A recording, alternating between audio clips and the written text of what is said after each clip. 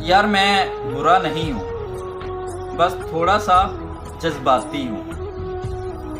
मैं दिल में मैल नहीं रखता। हाँ, मैं बहुत गुस्सा करता हूँ। कोई नहीं समझ सकता ऐसा हूँ मैं बहुत प्यार करता हूँ।